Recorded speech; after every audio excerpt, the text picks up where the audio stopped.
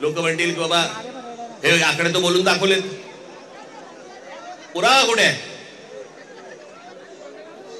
मी आज तुमच्यासाठी पुरावा देखील आणलाय ह्या सगळ्या दुबार मतदारांचा.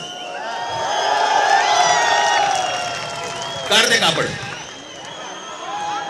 हे सगळे दुबार मतदार आहेत.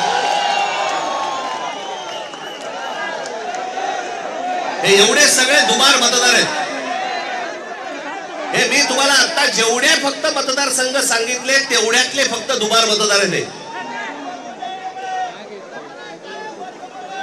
म्हणजे तुम्हाला कल्पना येईल महाराष्ट्रामध्ये काय प्रकारचा गोंधळ येतो.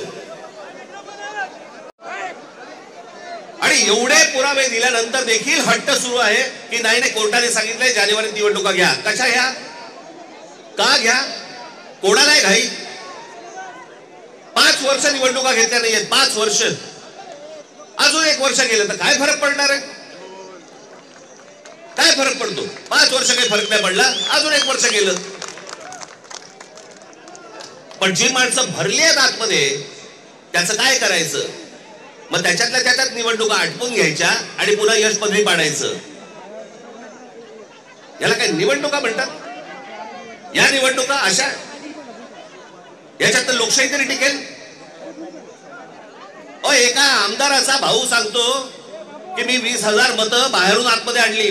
आमदाराचा म्हणजे ह्याची हिंमत बघा, सत्तेचा माज बघा की एक आमदाराचा भाऊ सांगतो की आमदार असतो पैठणचा, त्यांचा बुमरेचा भाऊ ना. हो पण त्याचा बुमरेचा भाऊ ना, तो मुलगा हल्ली कळतच नाही माहिती. या मतदार याद्या तपासताना ह्याच्यातला कोण त्याशी सांगितलं नाही का मी? मुलीचं वय 114, वडिलांचं वय 43. त्या दिवशी काय मला बोलायचं ते मी बोललो. काही चालू आहे. त्या नवी मुंबईचे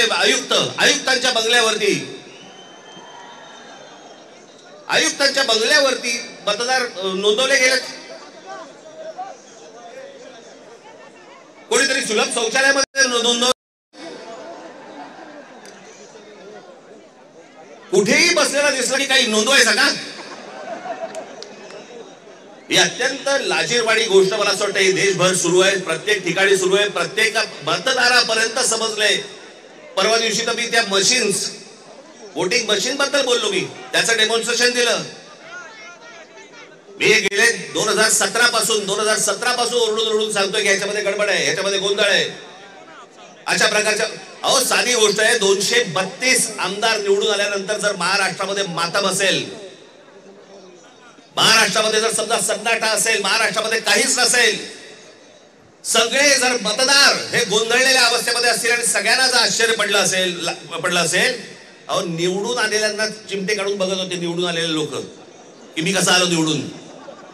पण निवडून आलेल्याची सोय अगोदरच झाली होती, त्याच्यामुळे त्याला माहिती नव्हतं की मी निवडून येणार. हे सगळे कारस्थानं, या सगळ्या गोष्टी ह्या सगळ्या निवडणूक आयोगाच्या मार्फत सगळ्या सुरू आहेत. कशा निवडणुका लढवायच्या मला जरा सांगा. जो मतदार उन्हातारामध्ये रांगेमध्ये उभा राहतो त्याच्या मताचा अपमान नाही का? म्हणजे मतदारांनी मतदान नोंदवायचं, कुठेही करायचं, पण मॅच अगोदरच फिक्स आहे, त्याच्या मताला काय किंमत आहे? म्हणून मला आपल्याला सांगायचंय की आता जी काही कायदेशीर कारवाई प्रोसेसची सुरू आहे, मला असं वाटतं उद्धव ठाकरे आपल्याशी या संदर्भामध्ये बोलतीलच, सांगतीलच आपल्याला. ते सगळ्या गोष्टी सुरू असतील. पण निवडणुका होतील.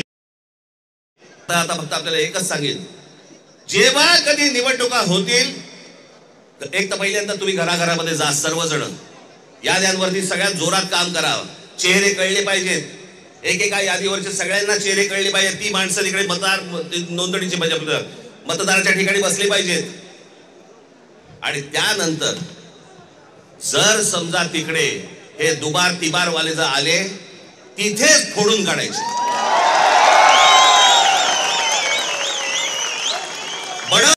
बडवायचे आणि मग पोलिसांच्या हातात द्यायचे.